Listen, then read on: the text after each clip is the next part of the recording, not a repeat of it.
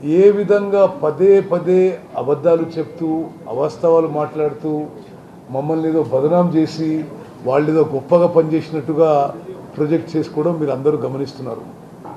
TRS ప్రభుత్వం గురించి, irrigation గురించి ఎవరికన్నా మరి ఏమైనా గుర్తొస్తే మెయిన్గా ఏంటంటే కాళేశ్వరం ప్రాజెక్టు మనందరి జీవితాలు తాకట్టు పెట్టి,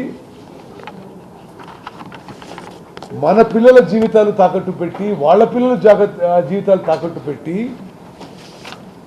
1,00,000 కోట్ల అప్పు తీసుకొచ్చి 1,00,000 కోట్ల అప్పు తీసుకొచ్చి కడితే వాళ్ళ టైంలోనే డిజైన్, వాళ్ళ టైంలోనే కన్స్ట్రక్షన్, వాళ్ళ టైంలోనే ఓఎం, వాళ్ళ టైంలోనే కూలిపోయింది. సిగ్గుపడాలి ఇరిగేషన్ గురించి మాట్లాడడానికి. 1,00,000 కోట్లు ఖర్చు పెట్టి, అప్పు తీసుకొచ్చి ఖర్చు పెట్టి కాళేశ్వరం కూలిపోయింది.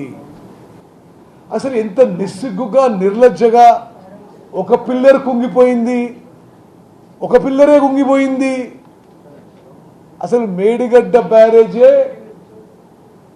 Is the heart of Kaleshwaram project అని వాళ్ళే అనేక సందర్భాలు చెప్పిండ్రు. వాళ్ళే కట్టిండ్రు, వాళ్ళే జేబులు నింపుకున్నారు. నీళ్ళెవరికైతే రాలేదు, కానీ ఆ Kaleshwaram project Medigadda barrage collapse అయిపోయింది. దాని గురించి కూడా ఆయన ఇలా విమర్శిస్తున్నాడు. సిగ్గుపడాలి, తెలంగాణ ప్రజలకి, రైతులకు క్షమాపణ చెప్పాలి. వాళ్ళు కాళేశ్వరం ప్రాజెక్టుకి తీసుకున్న అప్పులు ఎప్పటికీ తెలంగాణ ప్రజలపై భారం పడుతున్నాయి. అదేవిధంగా వాళ్ళు అంటే ఆయన చెప్పిన అనేక విషయాల్లో కాళేశ్వరం ప్రాజెక్ట్ ఏమో కూలిపోయింది, పాలమూరు రంగారెడ్డికి 27,500 కోట్లు వాళ్ళు ఖర్చు పెడితే ఒక్కెకరం కూడా కొత్త ఆయకట్టు ఇవ్వలేదు, అనుమతులు ఏమీ రాలేదు, వాటర్ అలొకేషన్ రాలేదు. సీతారాం సాగర్ ప్రాజెక్టుకి 8,000 కోట్లు ఖర్చు పెడితే ఒక్కెకరం ఆయకట్టు కూడా రాలేదు, వాటర్ అలొకేషన్ ఏ అప్రూవల్ కాలేదు.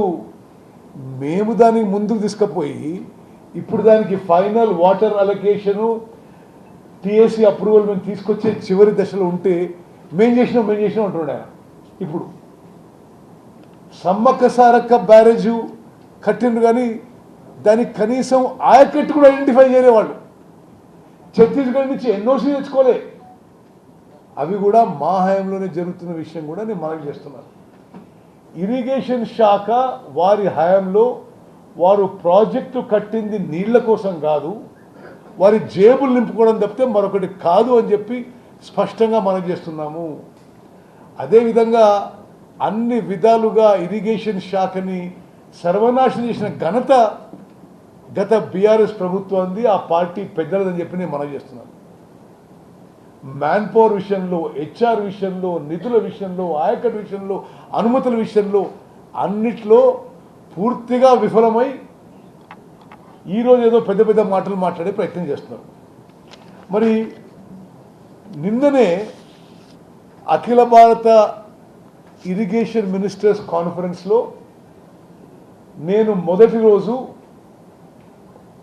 ఆడ భారతదేశంలో భారత ప్రభుత్వం యొక్క కేంద్ర మంత్రి సిఆర్ పాటిల్ గారు, కార్యదర్శి దేబశిష్ ముఖర్జీ గారు, మొత్తం కేంద్ర ప్రభుత్వం అధికారులందరూ, అన్ని రాష్ట్రాల ఇరిగేషన్ మంత్రులు, కార్యదర్శుల వచ్చే సందర్భంగా నేను 18కి ఫుల్ ఫ్లెడ్జ్ పవర్ ప్రజెంటేషన్ ఇచ్చిన అందరికీ. తెలంగాణలో ఏం జరుగుతుంది, ఏమవుతుంది, ఇప్పుడు మాకు ఏమేం కావాలి సెంట్రల్ గవర్నమెంట్ నుంచి. నిన్న ఉదయం నేను ప్రత్యేకంగా అపాయింట్మెంట్ తీసుకొని 1 గంట సేపు డీటెయిల్గా సిఆర్ పాటిల్ గారితో, దేబశిష్ ముఖర్జీ గారితో మాట్లాడి తెలంగాణ రాష్ట్రం విషయంలో అనేక విషయాల్లో ఒక ముందడుగు వేయడం జరిగింది. ఆ విషయం నేను ముందు మీకు చెప్తా. కృష్ణా నదీ జలాల్లో మాకు అన్యాయం జరుగుతుంది,